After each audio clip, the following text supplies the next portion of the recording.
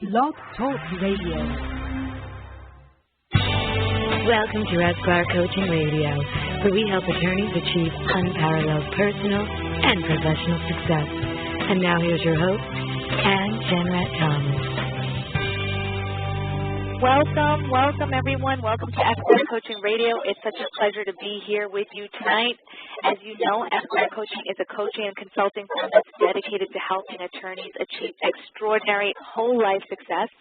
And to that end, we discuss the full range of topics from business building to getting a job to work-life balance and everything in between. Today, we have a very special guest who is going to talk to us about launching your dreams and getting out of your own way. So just think about something that you may have wanted to really accomplish. Just hold that thought for your second as we proceed with today's interview. Something that you wanted to accomplish but maybe held back on. To help educate us on this topic, we have the amazing Donna Price. Donna is a published author, speaker, and business success coach. She's the author of Launching Your Dreams, Stop Daydreaming, and Live Your Vision, as well as Employee Coaching and Bizology, Biz, Science of Building Thriving Businesses. Today I'm thrilled to have Donna here to talk about her book, Launching Your Dreams. I've known Donna for several years now and wanted her to share with my listeners some strategies for not only launching your dreams, but overcoming objections. So welcome, Donna. Thanks, Ann. It's great to be here. I'm so glad you're here. It's been so long that we've known each other, and I think you have a lot of great insights to share. So, Donna, can you just share a brief overview of the book so that our listeners can get a sense of it before we dive in? Yeah, definitely. Well, the book just came out this last year, the second edition of the book, and it really chronicles this wild idea that I had quite a few years ago now to bike across the country, and how you take a wild idea and make it happen so that you're living it instead of just daydreaming about it. And I know that biking across the country doesn't seem related to business or to being a lawyer or being successful, but what I found in writing the book was that there was a real process that I used in making that idea happen and having a bike tour sponsored by an international company and promoted by an international company, and that process applies to business or to lots of different types of ideas that people might have that they're trying to kind of take off the shelf and make happen. So that's a brief overview. You know, it's such a great concept, especially when you say a wild idea. I think that really is going to help our listeners a lot, just to unleash something within them. So often when someone decides to either start their own business or go for whatever their wild idea might be, they face objections from friends, family, and colleagues. What are some of the strategies that you recommend for people when they face objections? Well, definitely when you go into business, I think most of us friends with friends or family, especially if we were leaving, the perceived secure job. So I know I certainly did. People thought I was crazy to take that big risk. And, so part of what I talk about in the book is, to make wild ideas happen, you have to have commitment to that idea and perseverance. And there's some real, characteristics that you need to have in order to make things happen. But I think commitment is part of it. And confidence in yourself that you're doing what's right for you, which can be really hard when people really close to you are questioning what you're doing.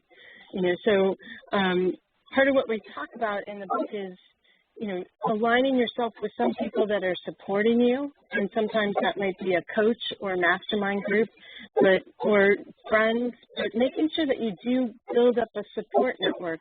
And one of the things that I did in developing the bike trip was I developed an advisory committee. And it was a group of people that came over and helped me to form the idea and get all the different pieces of it in order. But they were really my support network in doing it when, you know, people were like, you're going to do what? You're going to ride your bicycle across the That's so true. Yeah, you know, and in developing a business, you know, I know that having a group of like-minded people has been part of the key because it's a different mindset having your own business to working for somebody or working for a company. And it takes a lot of courage to do it and a willingness to take a risk, to step out and do something that a lot of people are really hesitant to do. You know, so I always acknowledge people for taking that step and having that courage to make that bold move. Oh, I love that. Now, one question I have is you had just mentioned commitment. Can you just talk a little bit more about what that means to you? Because that seems particularly important here. Well, I have a story about commitment, and it goes back to an Outward Bound course that I did where we were rock climbing in Joshua Tree. And I had never been rock climbing before, and I was kind of on the rock going, how did you get yourself into this? No. And I was at a point on the rock where my belayer, so that's the person on the ground that's holding the rope that, you know, keeps you safe so that you don't die if you fall off the rock. And I was at a point where I couldn't handhold, was out of reach. The next place to put my foot was just out of reach. And I was there for a long time, and, you know, finally he said, you just have to commit to the move. Because there was a foothold that I could just barely touch, but it just didn't feel safe and secure. And what he was really saying was that once you step on that, it's going to be safe and secure. But there's that second where you're making that transition from where you are safe and secure to this new place, and that took commitment to do that, and you just had to go for it. And that lesson has come back to me like over and over, especially in my business, because I know that in working with business owners and in being a business owner, there's times where you question what you're doing. And I just think you've got to be fully committed. If it's going to work, absolutely. You have to commit to the move. Absolutely, that makes so much sense. And what I, you know, how this is really pertinent to our audience of lawyers is there are so many attorneys. You know, we've taken a survey to just talking about different issues that are important to attorneys, and one of the top three things that plagues our profession is job dissatisfaction, and that often leads to people trying to figure out, okay, well, what's my next step? For some, it might be leaving a large law firm or, you know, an in-house counsel position and deciding, okay, I'm gonna open up my own shop. I'm gonna be a sole, you know, practitioner. And so I think what you're talking about here, that really applies. And for those who decide not to be a sole practitioner, just maybe daring to do something completely different, you know, just following their heart. Right. Yeah. Right. I think that it is true for your audience, you know, and for lots of business owners, that it's a bold move to go out on your own or to take a different path. You know, even after you own your business for a while, to decide, you know, to take your business in a different direction or open a new business. All are big decisions that take a lot of courage and then commitment to make them happen and make them successful. Absolutely. Because, as you know, the going gets tough. And actually, this is a good point. Why is having a vision important for people as they're facing obstacles? Well, you know, I've been people now since 2003 as a business coaching consultant, and you get all this information coming at you and all these different systems and ways to approach things. And it's always, for me, comes back to that vision. Like, that's where you have to start. You need a vision of what you're creating. It doesn't have to be exact, but I think it's part of what keeps you moving forward. And I talk about it in terms of, like, travel. Like, if you don't have a vision of where you're going, you don't know which direction to turn on the road. Like, I can't even pull out of the driveway if I don't know where I'm going, because I have no destination. So the vision is kind of the destination. And it might be one of many destinations. So you might achieve your initial vision of opening a company and, making it successful. And then you develop a new vision of, how you're going to grow it or change it from that point. So it doesn't have to be like the ultimate end-all vision. It can change as you're going along. But I think it helps to hold you on your path when you have a clear vision of what you're trying to develop or accomplish. And then you can create that strategic plan or the map for getting there because you know where you're going.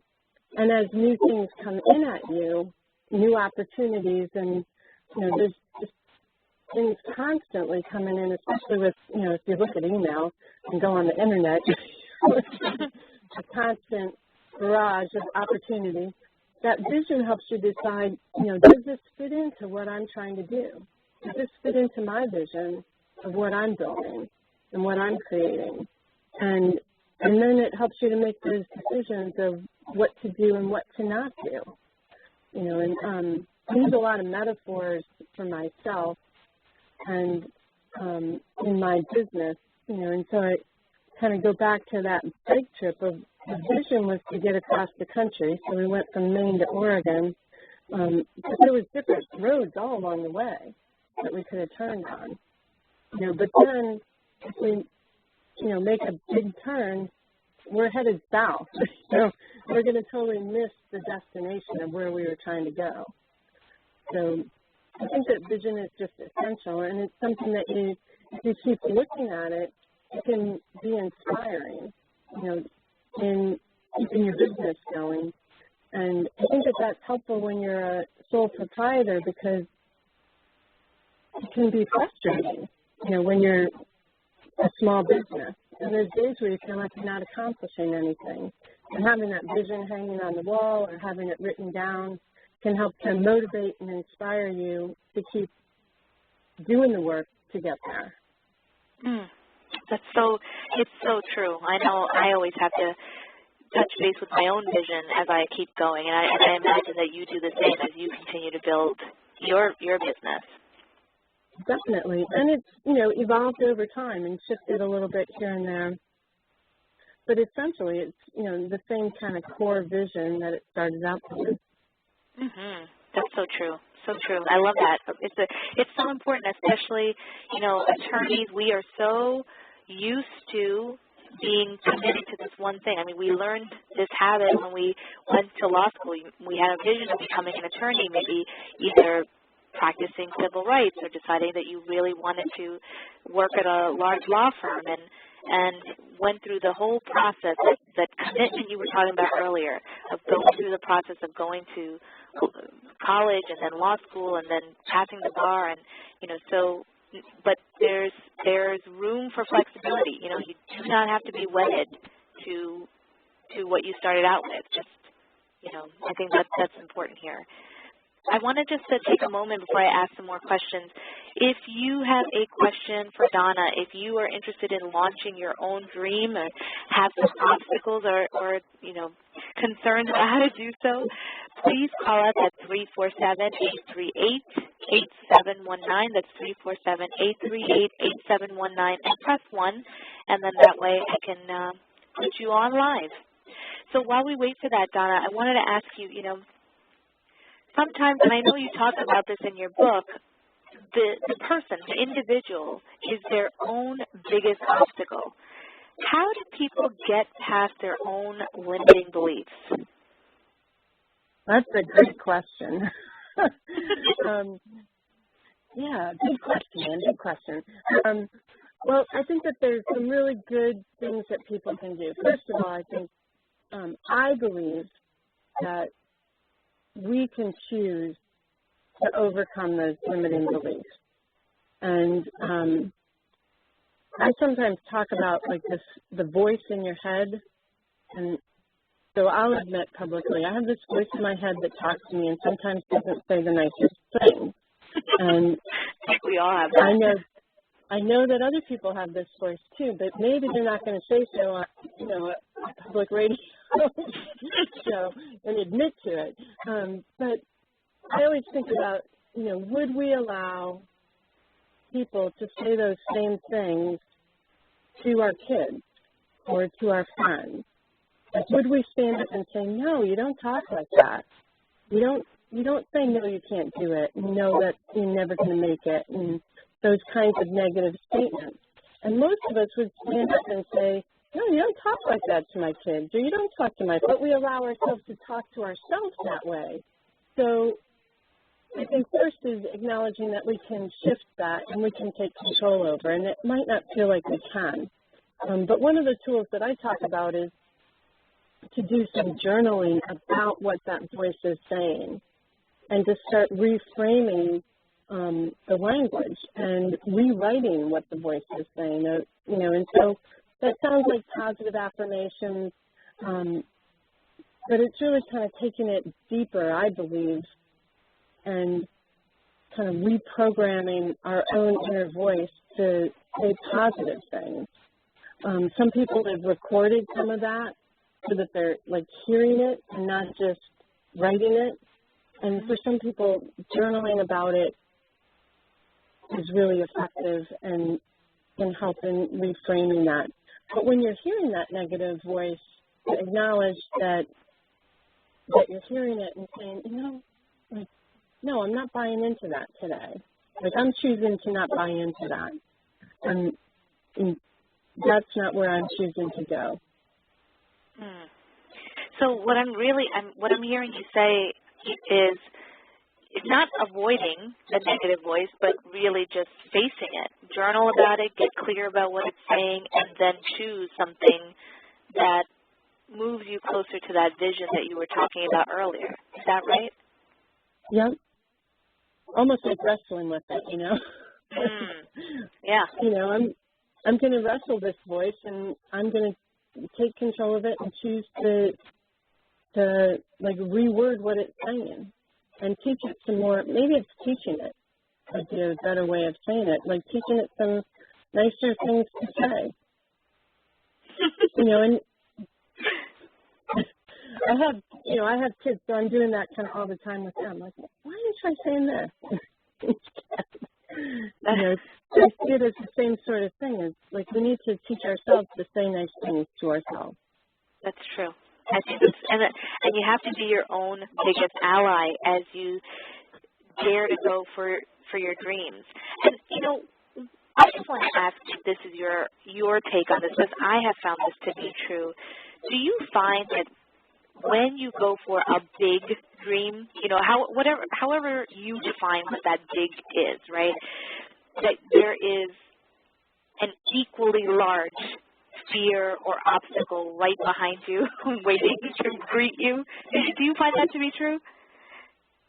Yeah, well, I think that when you're going for something big, you're taking a risk. And I know for me, like when I've taken bold steps, then doors opened that I didn't even know existed. So I did like a midlife career change where I went from being a nonprofit administrator to wanting to do outdoor recreation. And I quit my job of 10 years and moved out to the state of Washington and worked on a high ropes course for 4 months as an intern. And my family thought I was crazy because I was leaving, this job where I had retirement benefits and pay, blah, blah, blah. And I lived in a single-wide, mouse-infested trailer out in the state of Washington. So went from all this safety and security.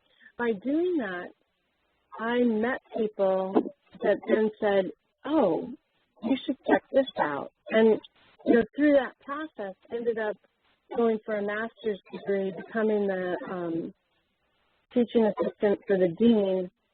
I didn't even know she existed when I lived, you know, in Buffalo working my nonprofit job. Like, I just didn't even know that that was there. And if I hadn't made that move to the state of Washington, like, those doors just wouldn't have even appeared to me. So I would never have made the move. Like, each step gets you further down the road to your vision because things happen that help you as you're making those moves. Like, it's like the universe shifts a little bit. That makes a lot of sense. Of it. That makes a lot of sense. You know, do you have any ideas for how to deal with the people that are there challenging our dreams and serving as a naysayer? The naysayers.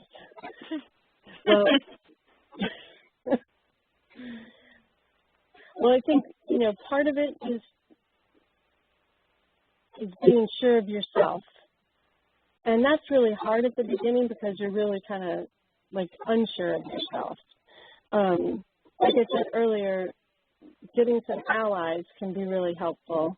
And having, like, that support network of people that, even when you're, you know, talking with the naysayers, you've got some people that are supporting you, like, afterwards. And sometimes you have to step back in, you know, how much you're talking with them about what you're doing, you know, and, you know, maybe they're not the people that you're sharing all the details with right now because they're not believing it. And you have more control in reframing how you talk to yourself than in reframing how other people talk to you, you know, to a certain extent, because you can only control yourself. You know, so you have to make about how much you're going to engage with naysayers until you're in a place where you feel really confident to do that.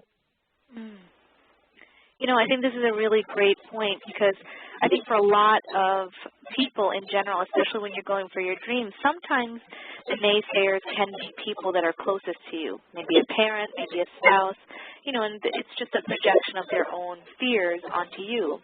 You know, one thing I realized, and tell me if you agree with this or if this has been in your experience, that when you dare to go after your dreams, I think what happens is that it wakes people up and scares them a little bit because it's almost like an inner bell that's saying, oh my God, if they can do it, then I should be able to do it, but I'm not willing to take the risk of doing it, and I feel like that's part of the reason why there's some of that negative naysaying happening.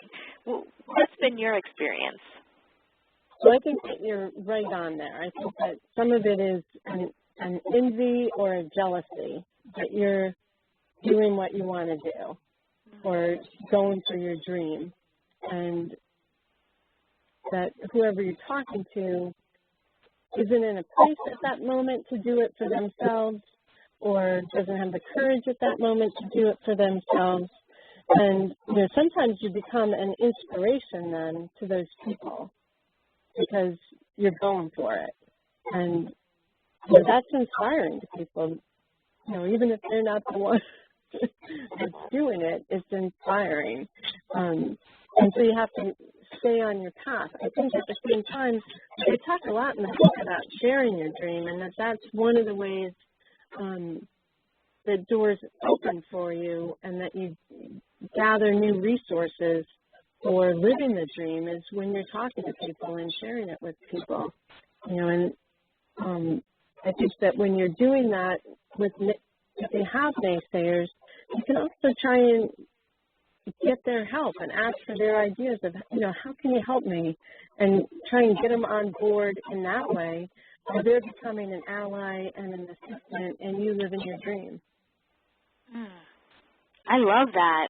Getting them to get on your side by enrolling them in a very powerful conversation. I love that. Yeah, and if you decide to do something like an advisory group or a mastermind group, maybe that's a place where you bring them in. Like, I really need your help in doing this. Person, I guess. But I think it could be a powerful kind of shift in their mindset of, wow, now I'm helping.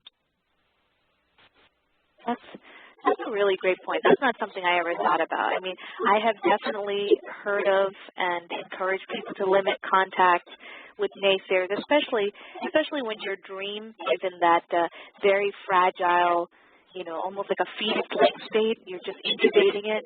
But this idea of almost like flipping the script and getting them involved, hearing their opinions, I think, what a brilliant way of not only not losing the relationship, strengthening the relationship, and at the same time maybe enhancing what you're dreaming about and really just giving them an opportunity to contribute. I think that's such a great idea. Cool. So we are almost out of time, and I know that some of our listeners will want to read your book. They probably have dreams that they want to launch and obstacles that they want to overcome. Where can they find your book? Great. Well, they can find it, of course, on Amazon or Barnes & Noble. It's available both in print and Kindle or just our e-version. And they can order it directly on my website at launchingyourdreams.com. And we'll send them a signed copy from the launchingyourdreams.com website. And we'd love to have them get a copy in whatever format is good for them. Oh, that is so great. And I want to just let our listeners know, one of the things that's really great about this book is it's almost like a workbook and an actual book in one. There's spaces for you to write and your reflections and your contemplations, and there's also spaces for you to just learn.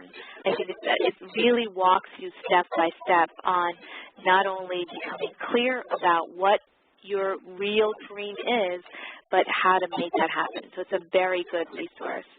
Donna, I want to leave the audience with one final tip. What's one final word of advice that you have for people as they dare to go for their dreams? Well, I think one of the most valuable things to me in living my dream was sharing the dream with other people, both before I'd like to cross the country and afterwards. But sharing the dream really enabled the whole thing to happen by the people that stepped up for it and helped in different ways along the way. So I just encourage people to go for it and to tell people what you're doing. Brilliant. Share it, go for it, and tell people what you're doing. I love it. So let's keep this conversation going, listeners. Just join us on Facebook, Twitter, or LinkedIn. Tell us what you thought. Tell us what dreams you have that you would love to launch, and let's see how we can support you. You can find all of our links on www.esquirecoaching.com. And next week, we actually have a two-part series that is all about building your law practice using social media. It's going to be a really good series. So, Donna, thank you so much for being our wonderful guest today. We wish you all the best with your virtual book tour, and thanks for continuing to inspire people to really go for it. Well, thank you. It's been great to be here. I've had fun. Awesome. All right, everyone. We will see you next week. Bye.